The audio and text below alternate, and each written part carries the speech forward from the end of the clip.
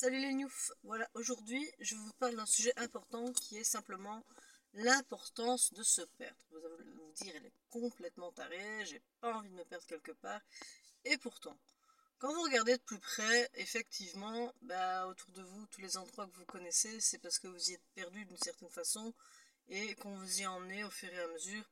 Par exemple, quand vous étiez tout petit, vous avez fait toujours le même trajet, qu'au final vous avez réussi à apprendre par cœur. Et si on vous y avait lâché comme ça d'entrée de jeu, vous étiez complètement perdu. Donc à part le ventre de maman, de base, on ne connaît rien. Donc il a quand même fallu qu'on appréhende chemin par chemin, rue après rue. Et j'ai bien choisi mon endroit, parce qu'ici je suis à deux endroits complètement paumés. Je suis dans ma voiture, bon, on voit peut-être un peu derrière moi, c'est bien paumé. Je filme avec mon téléphone, j'aurais pas trop l'intérêt de les mettre la 4K pour ça.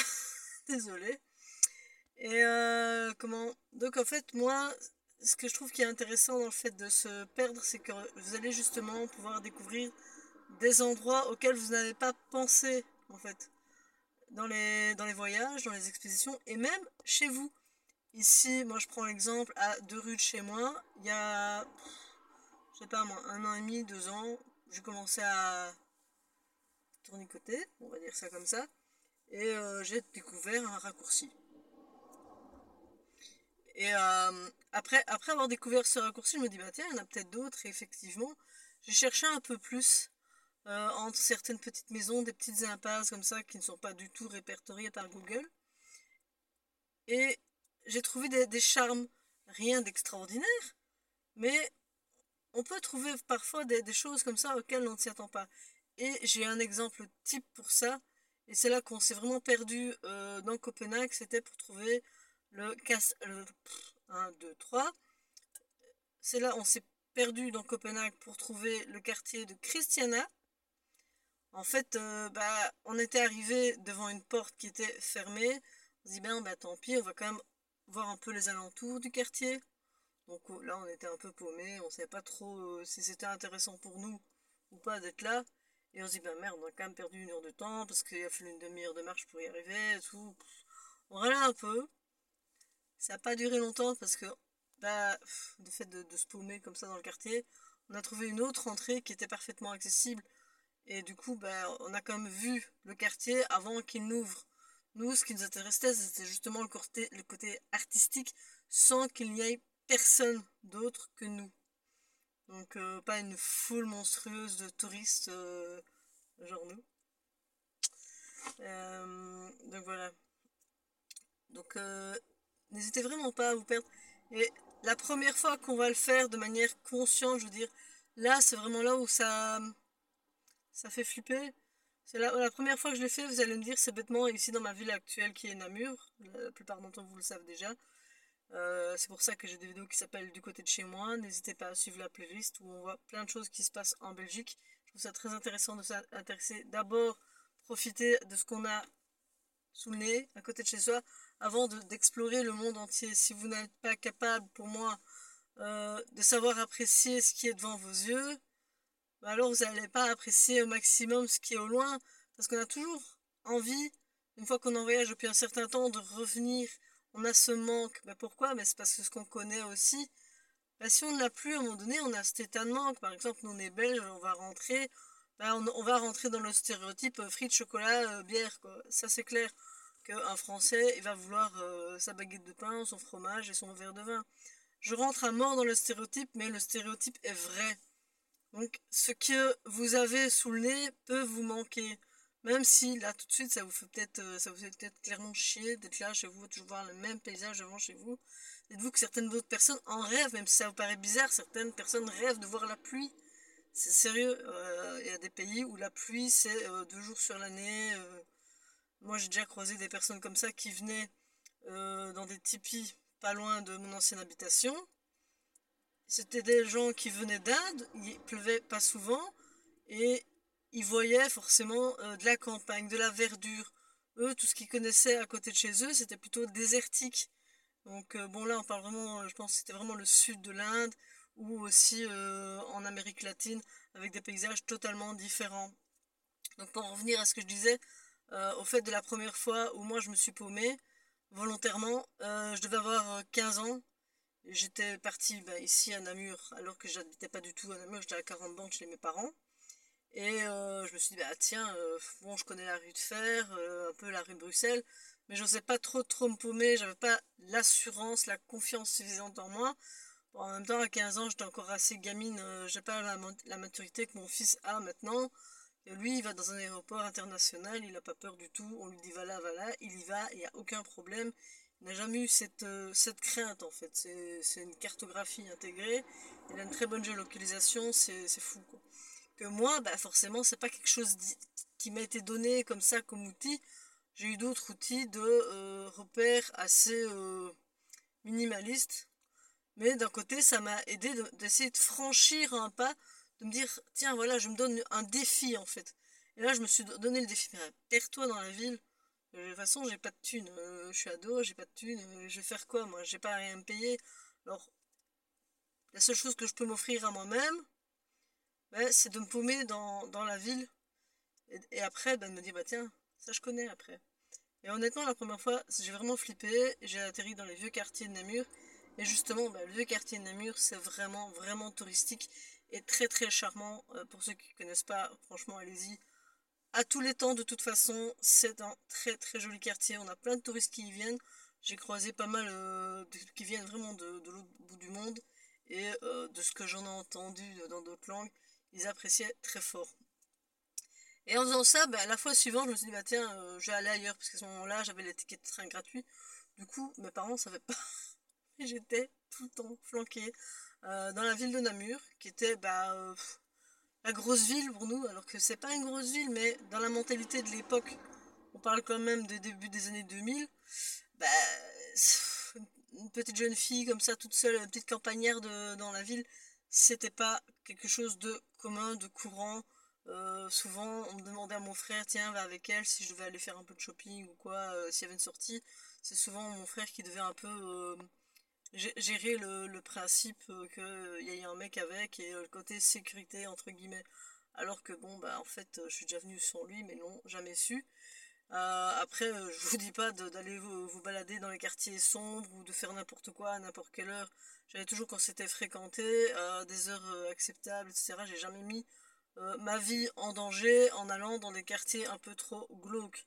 Donc là aussi, quand je dis d'aller vous perdre, c'est plutôt dans le sens de la découverte pure et dure de bah tiens, j'ai pas encore fait la citadelle. Bah, on escalade, on grimpe la citadelle et on se dit bah tiens, comment ça se fait que les choses sont ainsi. Et quand on apprend après euh, par bon bah forcément les bibliothèques sont là pour ça bah, bon on a Google maintenant, on se dit bah tiens comment ça se fait que c'est dans telle ou telle position. Ou alors on tend l'oreille quand il y a des guides touristiques pas loin, ça c'est pas con non plus parce que j'ai appris des choses sur la ville de Namur. Comme ça, j'ai appris que pourquoi les trottoirs ils sont penchés, bah, c'est parce que en fait c'était des latrines à l'époque, les gens bah, ils faisaient popo par les fenêtres et ça tombait dedans.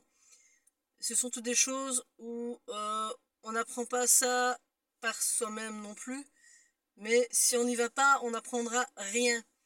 Par exemple, quand on était au Japon, on s'est perdu dans des petites rues en pensant que c'était la croix gammée, comme beaucoup de personnes qui étaient au Japon. On était un peu choqués, en fait, c'est la croix gammée à l'envers, c'est le signe de la paix, je pense.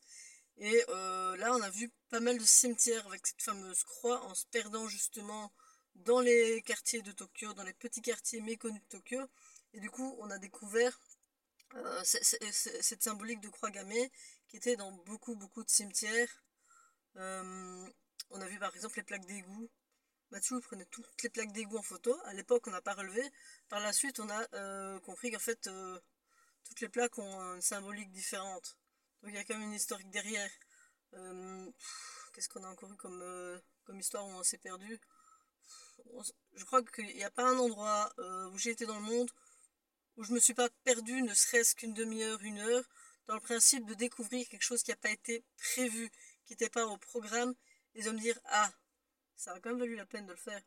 Donc, franchement, en plus, après, si vous vous perdez dans un endroit que vous comptez retourner après, ben, vous connaissez déjà un peu la chose intéressante que nul ne sait. Par exemple, à Kyoto, il y a un quartier qui est très difficile à trouver parce qu'on essaye vraiment que les touristes n'y aillent pas, comme nous, encore une fois. Et bien là, donc c'est le fameux quartier où il y a plein de chats, où on voit dans les mangas, les animés, le vélo qui passe, il y a de la pluie, il y a le petit bras d'eau qui passe, je ne sais plus du tout le nom de ce quartier.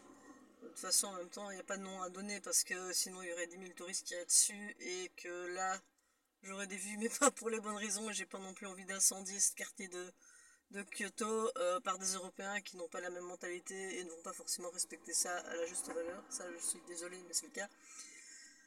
Euh, Nous, on est tombé dessus en ce moment parce qu'au lieu de tourner à droite, on a tourné à gauche en fait. Et du coup, on est tombé sur ce truc, on se dit, ah, mais merde, ça me dit quelque chose. Ça. Et en fait, c'est un quartier qui est fortement recherché des touristes, mais que la société japonaise a décidé de ne pas rendre touristique, justement pour pouvoir préserver ce côté si naturel et cette paix qu'il y a sur place. On a vraiment un panel comme ça d'endroits où on a été en se paumant et honnêtement, c'est limite là où, comme c'est pas marqué dans une liste de choses à faire sur le voyage, on est content parce que par soi-même, on a réussi à ajouter une ligne au programme et ça crée forcément la connaissance. Et plus tard, si on revient, on va montrer à une personne ou l'autre, bah tiens, va voir là, ça c'est bien. Après, ne le répète pas à 50 000 personnes parce que si trop de gens le savent, ça perd de son charme. Il y a plein d'endroits comme ça où si t'y vas et qu'il y a du monde, le charme il est rompu. Je prends les chutes du Niagara, je suis désolée, mais quand il y a du monde, ça a beau être très grand, très vaste, quand il y a vraiment beaucoup de monde, ça peut devenir chiant. Moi j'ai eu de la chance de les faire, même en pleine saison où globalement ça allait même. Il y avait quand même du monde, ça serrait un peu. Donc c'était un peu lourd quand même. Bon, ça allait, ça passait. Et puis je les ai fait sans personne. Et là c'était vraiment cool. Justement ce côté nature où t'entends personne justement derrière toi, comme moi qui suis en train de blablayer, qui suis peut-être dans vos oreilles, dans vos écouteurs. Euh, c'est complètement différent. Donc n'hésitez pas à aller vraiment même dans la nature, dans les bois. Et de toute façon n'ayez pas peur. Vous avez un GSM avec vous, vous avez le 4G. Donc qu'est-ce qui vous fait peur? Vous allez tout de suite retrouver votre chemin. C'est pas un problème à l'époque actuelle. On a toute la technologie qu'il faut pour se permettre de pouvoir se perdre quelque part et se retrouver facilement. Donc, je vois pas ce qui vous en empêche. Surtout si bon, vous êtes adulte, vous êtes, enfin voilà, vous avez tous les fils plus ou moins connectés. Je veux dire, après, je ne vais pas donner ce conseil-là à des personnes qui ont déjà un problème dans leur géolocalisation. Si vous savez de base que vous avez du mal à vous repérer dans votre propre ville, ce sont des choses qui arrivent. Bah, demandez à quelqu'un d'autre de vous accompagner dans votre quête, d'essayer d'arriver à vous retrouver. Ça, il faut savoir aussi se dire, je ne suis pas capable de telle chose, ça me fait peur. Moi, par exemple, je demande toujours à JF pour commander les tickets d'avion, etc. J'ai toujours peur qu'il y ait une arnaque derrière. C'est con, mais j'ai toujours cette crainte qu'il y ait une arnaque derrière. Et Jean-François, lui, va venir vers moi en disant, tiens, dans quel sens est-ce que tu ferais la ville, etc. Et moi, je vais réfléchir dans le principe de même comment le soleil se lève, l'inclinaison de la lumière en fonction de l'endroit où on va, c'est pour vous dire, ça va loin, et l'affluence du monde. Si on va aller dans un restaurant qui est fort connu, je vais venir une demi-heure, trois quarts d'heure à l'avance, réserver ma table et prévoir une autre activité petite en attendant. Et il y a toujours, bon là je m'éloigne du sujet, mais il y a toujours moyen de se reposer sur quelqu'un pour pouvoir faire quelque chose de complètement inconnu et de vraiment aller dans ce qui nous fait peur et au final se dire c'est bon, je l'ai fait, maintenant je connais, donc je vais aller encore un petit cran plus loin, mais au fur et à mesure, n'allez pas trop vite, vous avez toute la vie. Si vous voulez aller vite, vous allez tout bouffer d'un coup, vous allez manger le monde, et puis il vous restera quoi? Vous aurez 30 ans, vous aurez tout fait. Profitez aussi de ce que vous avez bêtement autour de vous, franchement, c'est tellement simple. Donc voilà, je l'ai quand même fait long, je pensais pas que... J'espère que j'ai rien oublié. Et bon, bah, n'oubliez pas de liker, de vous abonner, de partager la vidéo. Et surtout, n'oubliez pas que rêver sa vie, c'est une chose, mais vivre ses rêves, c'est quand même mieux. Salut les Noufs!